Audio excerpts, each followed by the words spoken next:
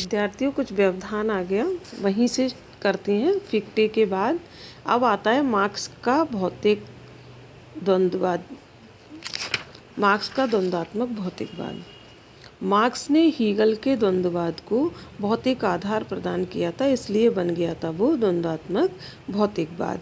यानी उन्होंने कहा कि हीगल का द्वंद्ववाद आदर्शवादी था, मैं भौतिकवादी हूँ, इसलिए हीगल के द्वंद्ववाद से आदर्शवाद को हटा दें तो मेरा द्वंद्ववाद हो जाएगा। इसलिए उन्होंने एक कोटेशन दिया था कि हीगल का द्वंद्ववाद सिर के बल खड़ा था, मैंने उसे पैरों के बल सीधा खड़ा किया है। उन्होंने कहा मेरी द्वंद्वात्मक प्रणाली हीगल की प्रणाली से केवल भिन्न नहीं बल्कि विपरीत है।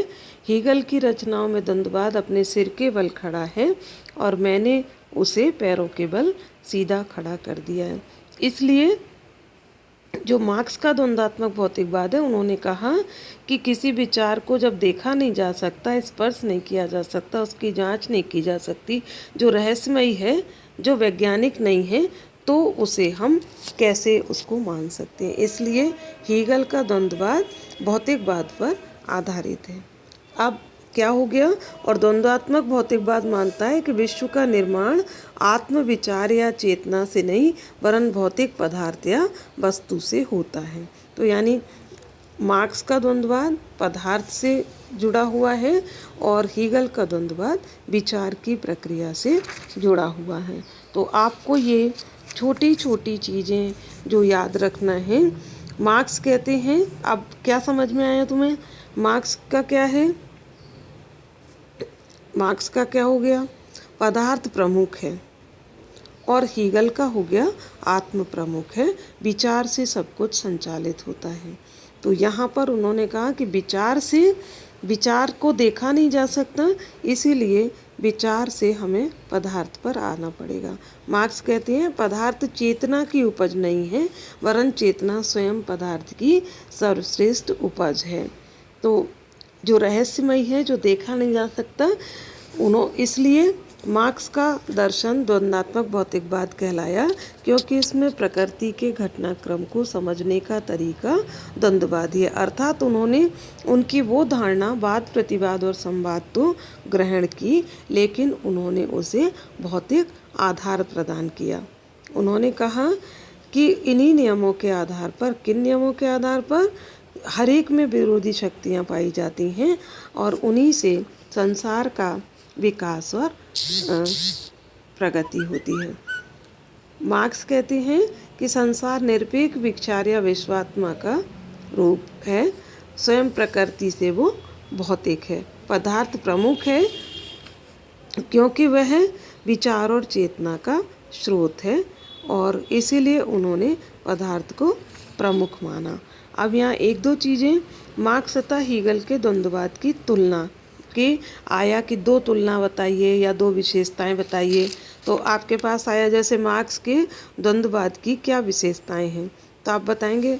मार्क्स ने कहा भौतिकवाद के अनुसार प्रत्येक वस्तु गतिशील है, कोई भी वस्तु स्थिर नहीं है, सभी गतिशील है। दूसरा, पदार्थ विश्व का मूल है और वो वास्तविकता है। ऐसे ही आपके पास आया कि मार्क्स तथा हीगल के द्वंद्ववाद की तुलना करें, तो दो तुलना बताएं। तो आपको क्या, मार्क्स कैसे हैं? आदर्शवादी। और हीगल कैसे हैं? भौतिकवादी। हीगल के द्वंद्ववाद का आधार विचार है और मार्क्स के द्वंद्ववाद का आधार पदार्थ है। विचार से पदार्थ का जन्म नहीं होता वरन पदार्थ से विचार का जन्म होता है। मनुष्य की चेतना मनुष्य के अस्तित्व को निश्चित नहीं करती, पर अपितु मनुष्य की चेतनाएं उसके सामाजिक अस्तित्व द्वारा निर्धारित होती है। तो आपको बता दिया कि दो चीज़ें आपको याद रखना है। हीगल का निरपेक्ष विचार से संचालित हो रहा है और मार्क्स समाज में एक वर्गहीन समाज की स्थापना लाना चाहते थे। तो ऐसे आपको छोटे छोटे क्वेश्चन से आपको ये सब तैयार करना है। छोटे छोटे क्वेश्चन, पदार्थ चेतना की उपज नहीं है वरन चेतना स्वयं पदार्थ की उपज है, ये किसने कहा, ऐसे आ जाए। दास कैपिटल 2 पुस्तक के नाम बताएं उनके, इस तरीके से क्वेश्चन आ गया। या द्वंद्वात्मक भौतिकवाद की विशेषताएं बताएं, हीगल के द्वंद्ववाद की विशेषताएं बताएं। तो आपको ये इसमें ये देखना पड़ेगा कि आप दोनों को मिलाकर ना कर दें। तो इस तरीके से कि आपको एक एक चीज़ों में कि मार्क्स का द्वंद्ववाद क्या है और हीगल का द्वंद्ववाद क्या है, दोनों में क्या अंतर है, किस तरीके से तुम्हें उसको परिभाषित करना पड़ेगा, और जो उनकी विशेषताएं हैं वो भी दोनों में अंतर हैं। उनकी रचनाएं आपको ये देखना पड़ेगा कि किसने कहा कि हीगल की रचनाओं में द्वंद्ववाद अपने सिर के बल खड़ा है, दास कैपिटल के कौन हैं, लेखक कौन हैं, द्वंद्ववादी भौतिकवादी विचारधारा द्वंद्वात्मक है किस वजह से, क्योंकि ये वाद प्रतिवाद और संवाद की प्रक्रिया से गुजरती है। तो आगे भी आपको एक एक चैप्टर से ऐसे धीरे धीरे करके एक एक चैप्टर के कुछ कुछ छोटे छोटे रूप में क्वेश्चन के रूप में बताने का प्रयास करेंगे, ताकि आप लोग क्या करें, अच्छे से एग्ज़ाम की तैयारी कर पाएँ।